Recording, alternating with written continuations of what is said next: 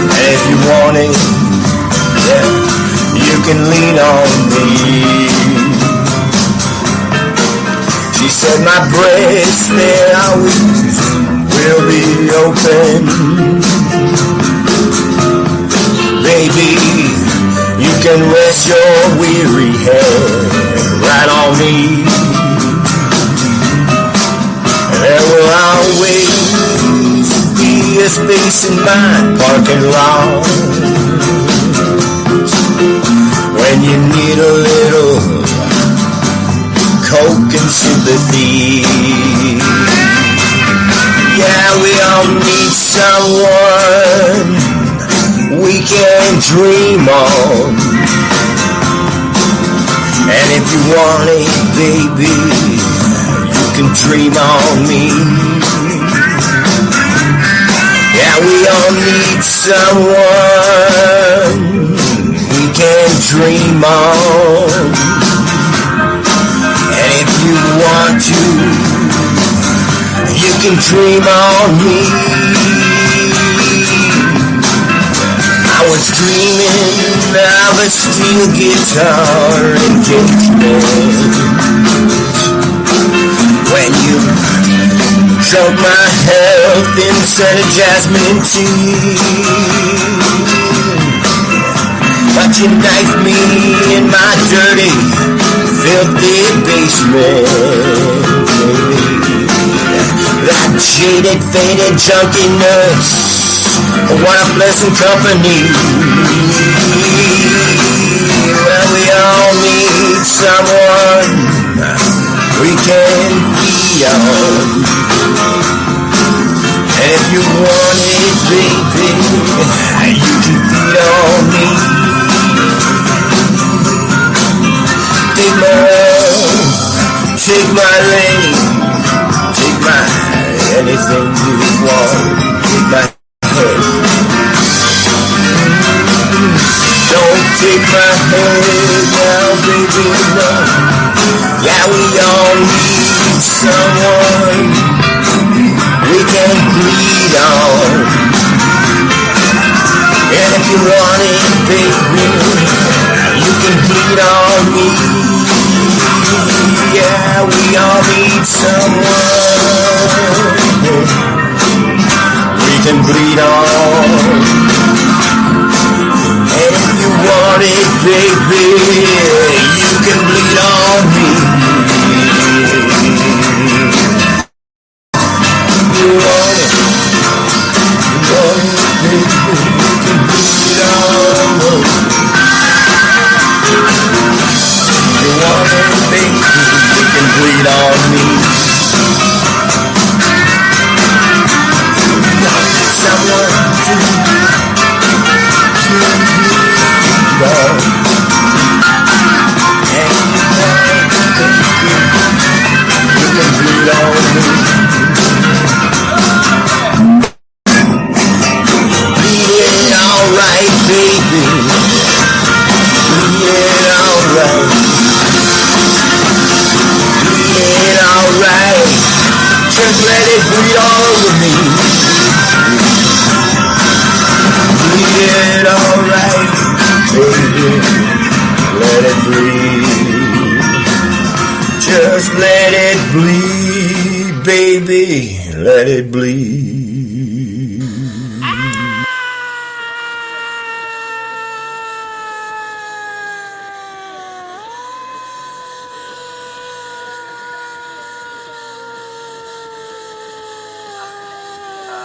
Halloween is coming up. God bless Halloween.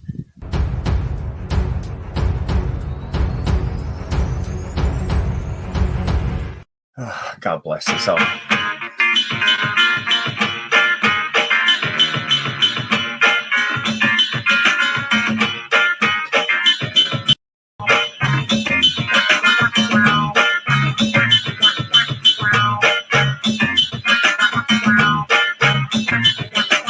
I need a gun to keep myself apart. The poor people are burning in the sun. They've got a chance, they've got a chance. I need a gun because all I do is dance. All I do is dance.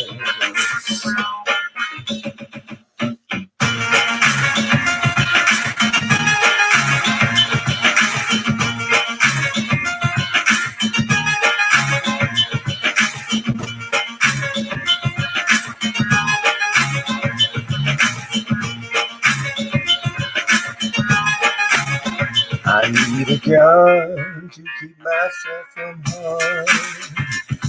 For people like them in the sun, but they ain't got a chance. No, they ain't got a chance. I need a gun, 'cause all I do is dance. All I do is dance.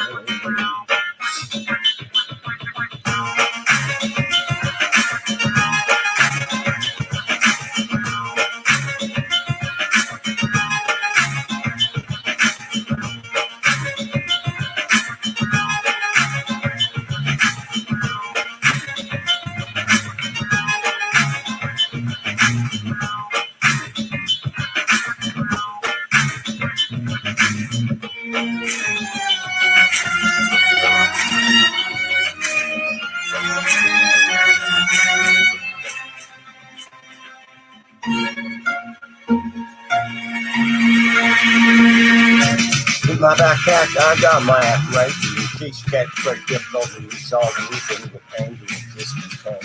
Some are seeking and searching like vocation. To a pine box, 600, impulsive, don't ask why or wonder. Orders given to me as they strike, and I'm thunder with lightning fast reflexes on constant alert. From the constant hurt, it seems limitless with no drop in pressure. Seems like everybody's out there catching it till they see you break. You can't conceal the hate that consumes you. I'm the reason why you fill up your eyes easier.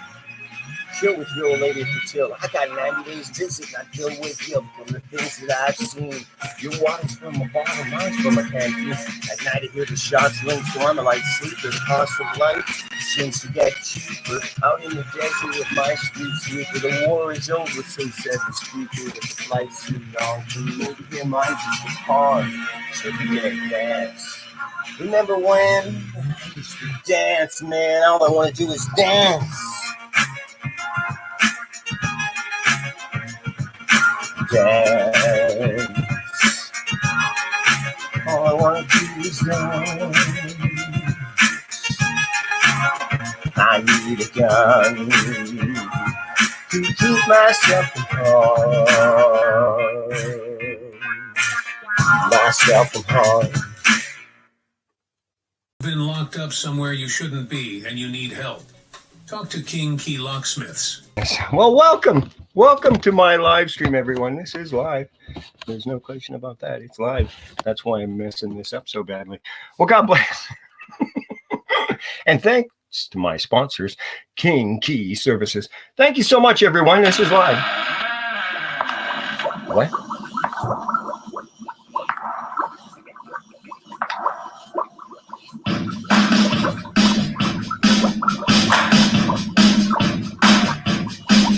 I was working in the lab late one night when my eyes beheld an eerie sight. My monster from his slab began to rise, and suddenly, to my surprise, he did the mash. He did the monster mash. The monster mash. It was a graveyard smash. He did the mash. It caught on in a flash. He did the mash. He did the monster mash. From my laboratory in the castle east to the master bedroom where the vampires feast.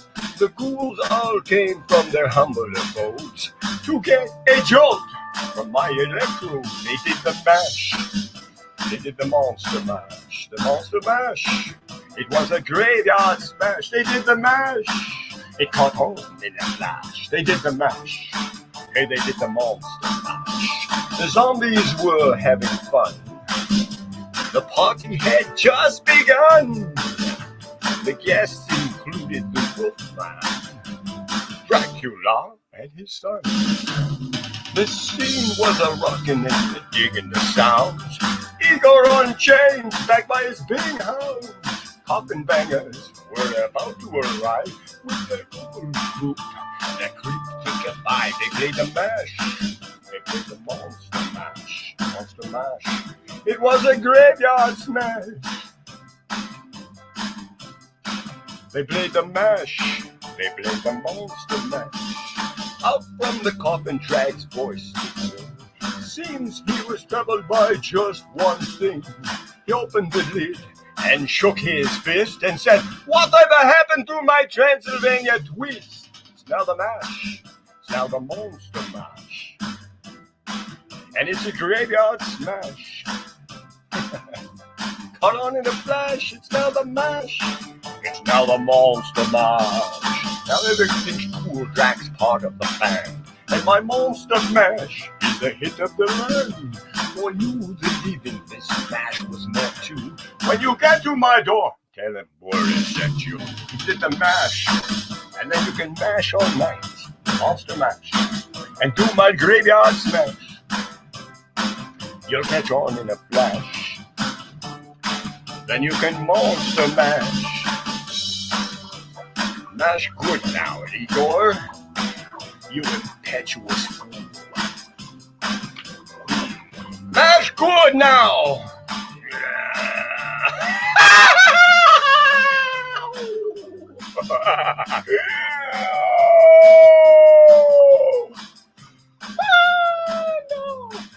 It was a mash. It was a monster mash. Thank you so much, everyone, for joining in live or later. This is Dale Lakeman. Thank you so much.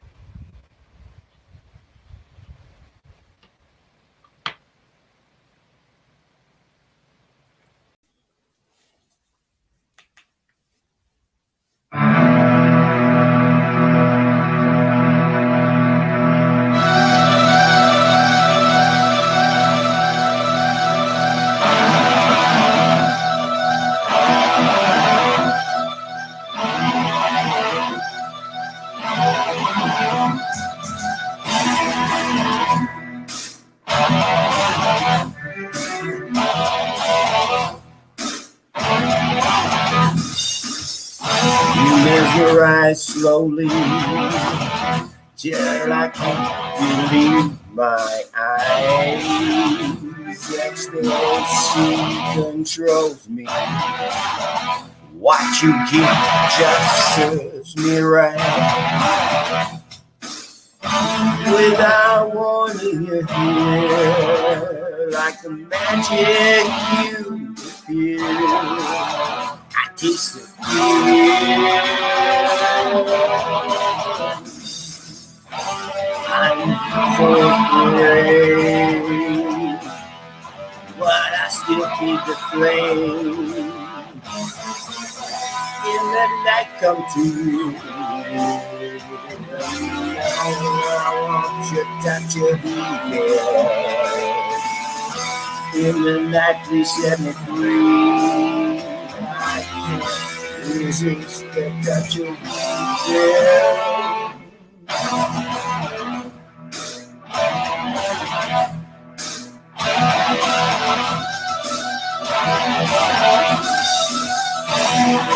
Roused with desire, put me in a trance. Vision of fire, I never had a chance. Dark angel I've seen, break deep from within. Come take me in. I'm so afraid, but I still keep the flame. In the night, come to me. You know I want your touch and evil. In the night, please set me free.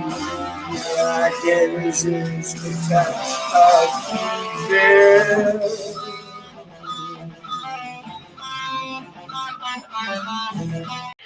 Some say the world will end in fire. Some say in ice. From what I've tasted of desire, I hold with those who favor fire. But if it had to perish twice, I think I know enough of hate to say that for destruction ice is also great and would suffice. Thank you so much for joining in. This is Dale Lakeman Live. It's great to be here doing audio check. Thank you so much.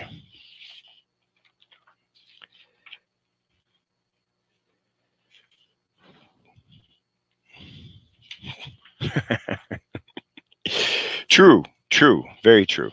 Nervous, very, very dreadfully nervous I had been and am.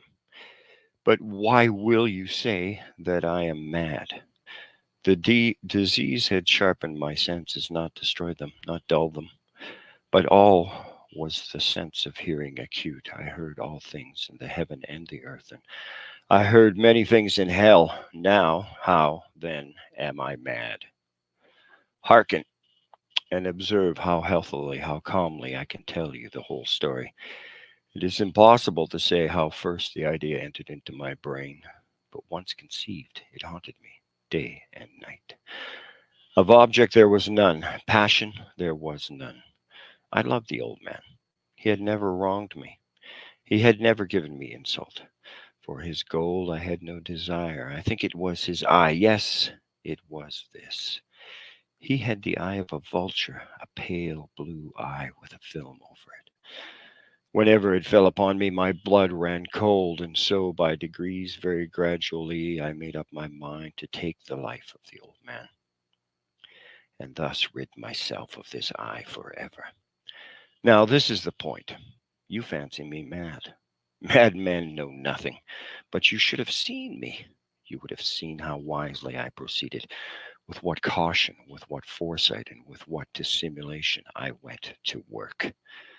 I was never kinder to the old man than during the whole week before I killed him, and every night about midnight I turned the latch of his door and I opened it, oh so gently. And then, when I had made an opening sufficient for my head, I put in a dark lantern, all closed, closed, so that no light shone out. And then I thrust in my head. Oh, you would have laughed to see how cunningly I thrust it in. I moved it slowly, very, very slowly, so that I might not disturb the old man's sleep. It took me an hour to place my whole head within the opening so far that I could see him as he lay upon his bed. Would a madman have been so wise as this? And then, when my head was well in the room, I undid the lantern so cautiously, oh, so cautiously, cautiously, for the hinges would creak if I did not. I undid it just so much that a single thin ray fell upon the vulture eye. And this I did for 7 long nights, every night, just at midnight. But I found the eye was always closed. And so it was impossible to do the work, for it was not the old man who had vexed me, but his evil eye. And every morning when the day broke, I went boldly into the chamber and spoke courageously to him, calling him by name in a hearty tone and inquiring how he had passed the night. So, you see, he would have been a very profound old man indeed to suspect that every night just at 12 I looked in upon him while he slept. Upon the 8th night, I was more than unusually cautious in opening the door. I watched minute hand moves more quickly than did mine. Never before that night had I felt the extent of my own powers, of my sagacity. I had scarcely contained my feelings of triumph to think that there I was, opening the door, little by little, and he did not even dream of my secret deeds or thoughts. I fairly chuckled at the idea, and perhaps he heard me, for he moved on the bed suddenly, as if startled. Now you may think that I drew back, but no. His room was as black as pitch in this thick darkness, for the shutters were closed, fastened through fear of robbers. And so I knew that he could not see the opening of the door, and I kept pushing it in steadily, steadily. I had my head in, and I was about to open the lantern when my thumb slipped upon the tin fastening, and the old man sprang up in bed, crying, "Who's there?" and I kept quiet still and said nothing. For a whole hour I did not move a muscle, and in the meantime I did not hear him lie down. He was still sitting up in the bed listening, just as I have done night after night, hearkening to hear the death watches in the wall. Presently I heard a slight groan, and I knew it was a groan of mortal terror. It was not a groan of pain or grief. Oh, no, it was the low, stifled sound that arises from the bottom of the soul when overcharged with awe. I knew the sound well. Many a night, just at midnight, when all the world had slept, it has welled up from my own bosom, deepening with its dreadful echo the terrors that distracted me. I say I knew it well. I knew what the old man felt and pitied him. Although I chuckled at heart, I knew that he had been lying awake ever since the first slight noise when he had turned in the bed, his fears ever been since growing upon him. He had been trying to fancy themselves causeless, but not, he had been saying to himself. It is nothing but the wind in the chimney. It's only a mouse crossing the floor, or it is merely a cricket which has made a single chirp. Yes, he had been trying to comfort himself with these suppositions, but he had found all in vain, because death, in approaching him, had stalked with his black shadow before him and enveloped the victim. And it was mournful influence of unperceived shadow that caused him to feel, although he neither saw nor heard, to feel the presence of my head within the room. When I had waited a long time very patiently without hearing him lie down, I resolved to open a very, very little crevice in the lantern. So I opened it. You could not imagine how stealthily, until at length a single dim ray, like the thread of a spider, shot out from the crevice and fell full upon the vulture eye. It was open, wide, wide open, and I grew furious as I gazed upon it. I saw it with perfect distinctness, in a dull blue, a hideous veil over it that chilled the very marrow in my bones. But I could see nothing else of the old man's face or person, for I had directed the ray as if by instinct precisely upon the damned spot. And have I not told you that what a mistake for madness is but over acuteness of the senses? Now, I say, there came to my ears a low, dull, quick sound, which was as a watch makes when enveloped in cotton. I knew that sound well, too. It was the beating of the old man's heart. It increased my fury as the beating of a drum stimulates a soldier into courage. But even yet I refrained and kept still. I scarcely breathed. I held the lantern motionless. I tried how steadily I could maintain the ray upon the eye. Meantime, the hellish tattoo of the heart increased. It grew quicker and quicker and louder every instant. The old man's terror must have been extreme. It grew louder, I say louder, every moment. Do you mark me well? I have told you that I am nervous. So I am. And now, at the dead hour of the night, amid the dreadful silence in that old house, so strange a noise as this excited me to uncontrollable terror. Yet, for some minutes longer, I refrained and stood still. But the beating grew louder, louder, and I thought the heart must burst. And now a new anxiety seized me. The sound would be heard by a neighbor. Aye, the old man's hour had come. With a loud yell, I threw open the lantern and leapt into the room. He shrieked once only. In an instant, I dragged him to the floor and pulled the heavy bed over him, and then I smiled gaily to find the deed so far done. But for many minutes the heart beat on with a muffled sound. This, however, did not vex me. It would not be heard through the wall. At length it ceased. The old man was dead. I removed the bed and examined the corpse. Yes, he was stone dead. I placed my hand upon the heart and held it there. Many minutes there was no pulsation. He was stone dead. His eye would trouble me no more. If you still think me mad, you will think so no longer when I describe the wise precautions I took for the concealment of the body. The night waned, and I worked hastily, but in silence. First of all, I dismembered the corpse. I cut off the head and the arms and the legs. I then took up 3 planks from the flooring of the chamber and deposited all between the scantlings. I then replaced the board so cleverly and so cunningly that no human eye, not even his, could have detected anything wrong. There was nothing to wash out, no stain of any kind, no blood spot whatever. I had been too wary for that. A tub had caught it all. When I had made an end of these labors, it was 4 o'clock. Still dark as midnight. As the bell sounded the hour, there came a knocking at the street door. I went down to open it with a light heart, for what had I now to fear? There entered 3 men who introduced themselves with perfect suavity as officers of the police.